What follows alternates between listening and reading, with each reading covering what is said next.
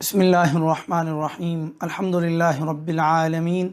والصلاة والسلام علی سیدنا و حبیبنا محمد وعلی آلہ واصحابہ اجمعین۔ محترم ناظرین، رمضان بالکل قریب ہے اور کئی بھائیوں کے سوالات بھی موصول ہو رہے ہیں کہ رمضان سے پہلے استقبالیہ رمضان کے روزے رکھ سکتے ہیں کہ نہیں، جبکہ رمضان کے استقبالیہ روزے رمضان سے 1 یا 2 دن پہلے روزے رکھنے سے پیارے نبی صلی اللہ علیہ وآلہ وسلم نے منع فرمایا ہے۔ صحیح بخاری کی 1914 نمبر حدیث ہے، آپ نے فرمایا لا يتقدمن احدكم رمضان بصوم يوم او يومين الا ان يكون رجل كان يصوم صوما فليصم ذلك اليوم، کہ آپ صلی اللہ علیہ وسلم نے فرمایا تم میں سے کوئی شخص رمضان سے 1 یا 2 دن پہلے روزہ نہ رکھے، لیکن اگر کوئی معمول یا عادت کے روزے رکھتا ہو تو وہ اس دن روزہ رکھ لے، یعنی کہ استقبال رمضان کی نیت سے روزے رکھنے سے منع کیا گیا ہے، اور رمضان کے روزے رؤیت ہلال سے مقید کر دیے گئے ہیں۔ گویا رؤیت ہلال رمضان کے روزوں کی علت ہے، اور جو بندہ رمضان سے 1 یا 2 دن پہلے روزے رکھے گا گویا کہ اس نے روزوں کی اس علت کے اندر طعن کیا ہے۔ اور ایک مرتبہ کچھ صحابہ کرام تشریف فرما تھے اور ایک صحابی بھونا ہوا بکری کا گوشت لے کر کے آیا، اور حضرت عمار ابن یاسر رضی اللہ تعالیٰ عنہما بھی موجود تھے۔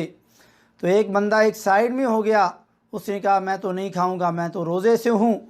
قال عمار ابن یاسر رضی اللہ عنہما، تو حضرت عمار ابن یاسر رضی اللہ تعالیٰ عنہما نے فرمایا من صام اليوم الذي يشك فيه الناس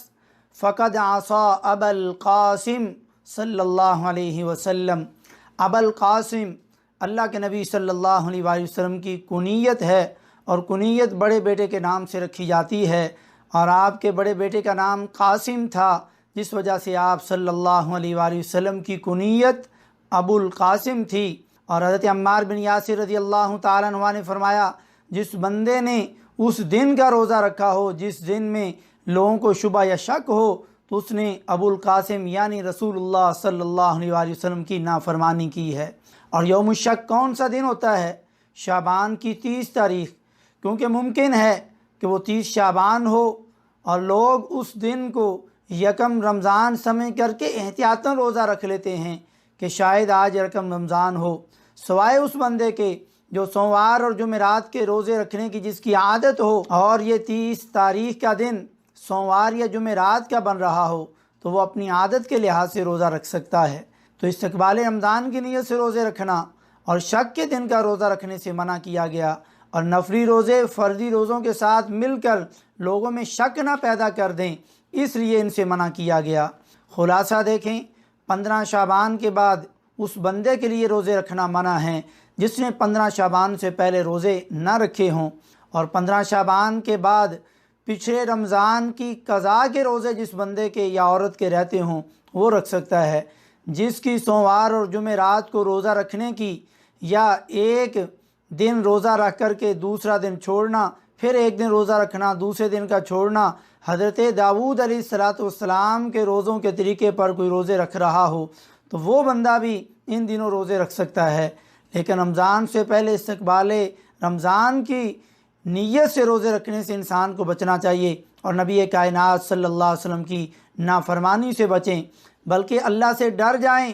سچی توبہ کریں، اپنے اندر کی صفائی کر کے اللہ کے مہمان کا استقبال کریں، گھروں کی مسجدوں کی صفائی سے کہیں زیادہ دلوں اور ذہنوں کی صفائی کریں، اور روزوں کے مسائل سیکھیں اور روزوں کے مقاصد سمجھیں۔ صرف بھوکے یا پیاسے نہ رہیں، بلکہ بھوکے پیاسے رہنے کے ساتھ اس رمضان کے روزوں کا مقصد جب سمجھیں گے